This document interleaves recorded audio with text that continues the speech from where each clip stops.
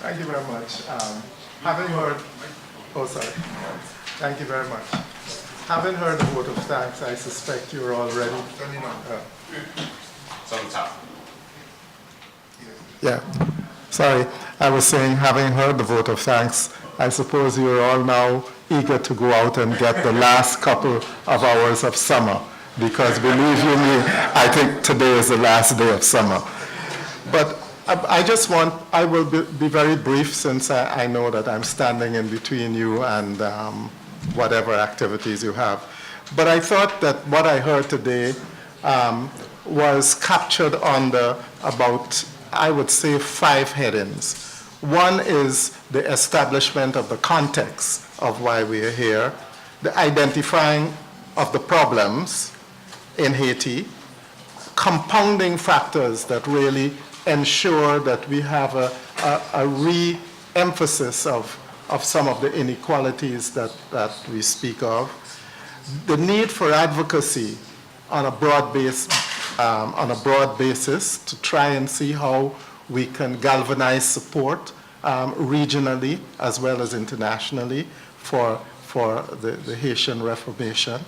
And then there is the potential successes that we heard from the panels, especially those working for the reconstruction process. And then I think finally recognizing the policy agenda towards a more sustainable future for Haiti. So briefly then, what I thought happened when you established the context for this seminar is that we tried to be a little time-bound. We could go into the history of Haiti, but let's say that our concern was dealing with the aftermath of the earthquake and what it necessitated with respect to the need for housing and other social protection issues. What we heard too was that there were 700 cases of cholera that really emerged in the aftermath with 600 deaths. And the demands for a vast array of housing in order to ensure that the suffering of especially the poor Haitian people were mitigated. Now, it seemed to me that when we spoke about the overall context, we also spoke about responding to a humanitarian crisis. It was a humanitarian crisis. But in fact, that has moved now into a longer range issue of how we alleviate poverty and how we mobilize resources to replenish and improve the housing stock so that people could live a more comfortable life and resolve the displacement that so many suffered. But the underlying problems, apart from the context, seemed to me, was establishing benchmarks for short, medium, and long-term responses. Because unless one establishes those benchmarks, there is nothing necessarily to work towards in a concrete way.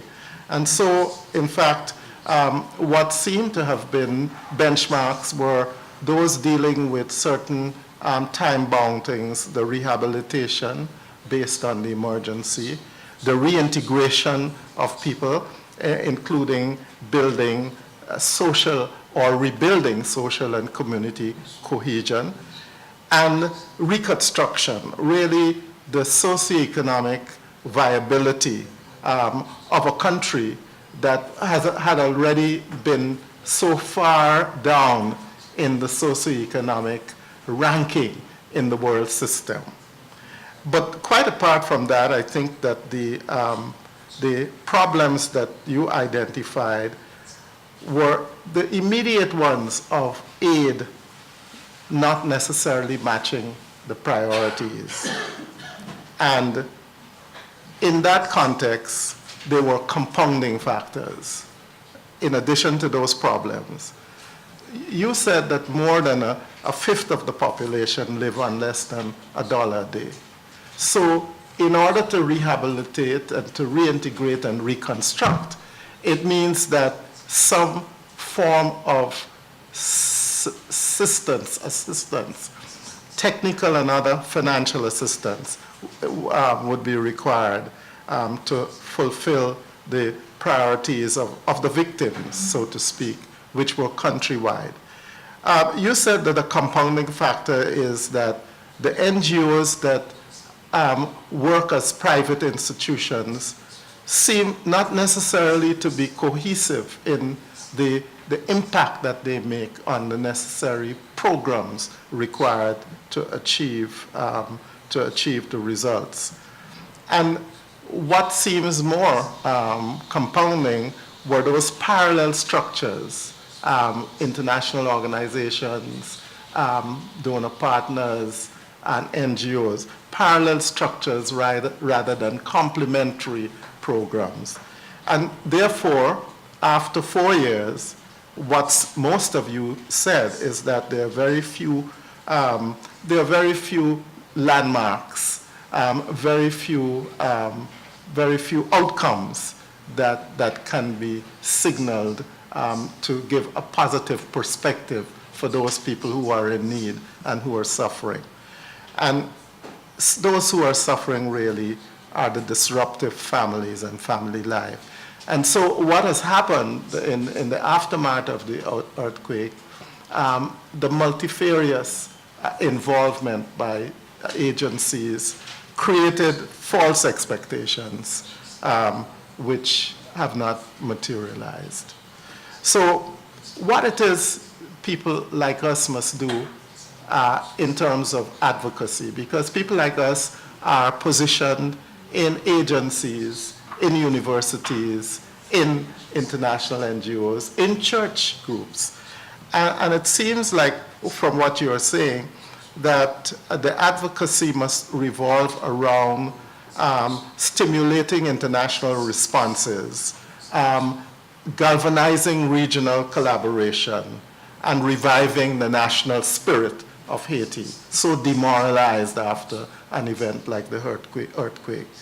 That you thought that there must be some programs which emphasize overcoming the social barriers and that tide of inequalities that you spoke of over and over today.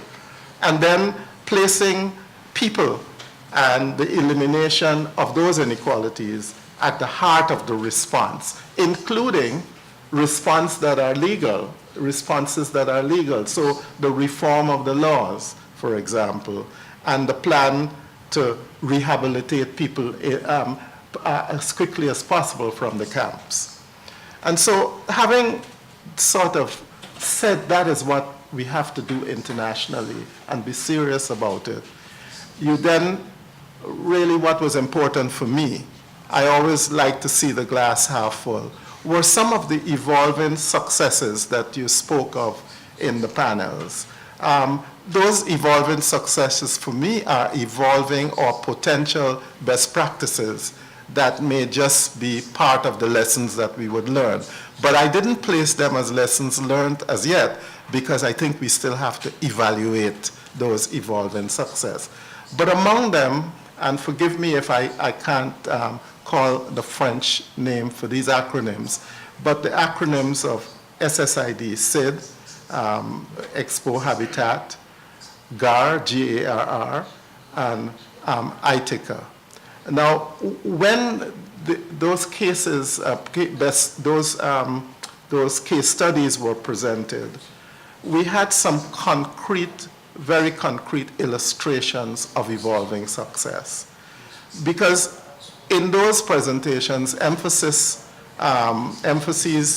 were placed on including basic services in a plan of action for reconstruction. And that resonated with me very well. And paying attention to alleviating the risk of forced evictions, which are so recurrent and so demoralizing, and many displaced lack compensation promised.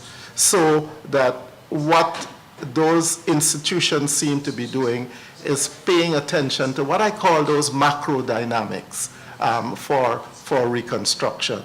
But more specifically, I think that what was important about the presentations were their emphases on reducing the level of insecurity for the people for whom they were acting, on behalf of whom they were acting. So that, for example, ITICA was really concerned about the compensation and the land tenure processes and the financing mechanism through cooperatives.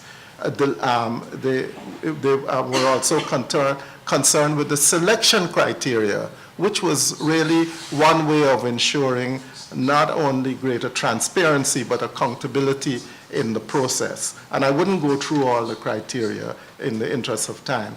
But what was also instructive was the plans that they had and the construction profiles that, that were indicated as important for ensuring dignified housing. And this is always very important when you're dealing with the alleviation of poverty, treating people with dignity. There was also social protection, which had to deal with microcredit and food support and health prevention facilities, which all must be taken into account if we are to move forward in this process. And then there was the more participatory aspects of the organization. I like when ITICA said that the methodology was one of animation, because what it did was to conjure up the fact that people were involved and animated in the process of their own, for which they would be beneficiaries. And so instead of, so that the technical and community cooperation came together in the context of this animation. In fact, steering committees involve people in the community as well as the government. Because the government, according to the discussion, is a very important phenomena in dealing with the legal and all those other prerequisites that are important for systematizing the process, but also for the installation of infrastructure, drinking water to the community, solar energy, which is one plan which still has to be fulfilled, and other maintenance plans that you don't put houses without provision for maintenance. And if we were to go finally to the recognizing the policy agenda towards sustainability, which most of you spoke of, especially the last two sessions of today. And I was very intrigued by the proverb that stimulated the initial discussion. The proverb, of course, put forward by Bob Maguire, 1,000 frogs peeing can make a difference.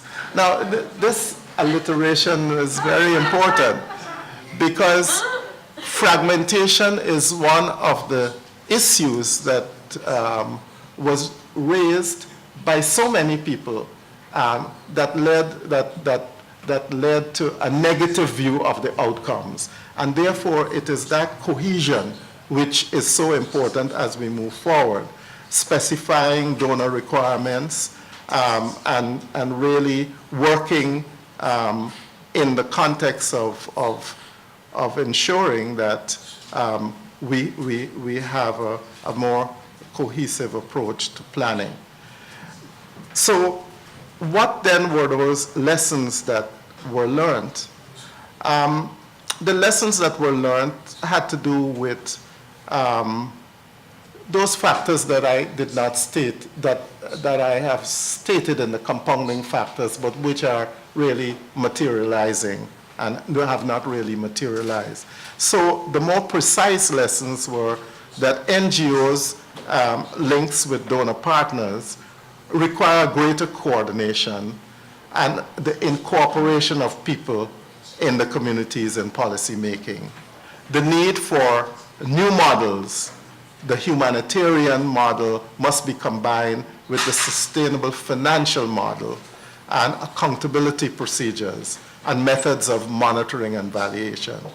And then there was filling the gaps between what is emergency and what is reconstruction, and therefore dealing with the issues of transparency, as I said before, accountability, integrated planning, moving, emphasizing multi-sectoral activities, housing, education, community development. There was also a lesson for increasing collaboration among the many construction partners, which really refers to directly to the proverb. And then the social policy of how you get people to be occupied in productive enterprises, which is really ensuring that you get the economy going. And then I would say among the last of the issues was ensuring that you target the improvement and the quality of life. Because I think that what is fair is that I want to end just with a couple of proverbs that capture what we did today. And again, with due reference to Bob Maguire. The rocks in the water do not understand the rocks in the ground. I hope I got that right. The Constitution is made of paper, the bayonet of steel. And I think what is most important, is the one in which he said, the mules work so that the ponies can frolic. That is a proverb whose emphasis we have to stamp out as we move forward. I want to thank you very much for the time you take and the patience and the courtesy of listening at this time of the afternoon.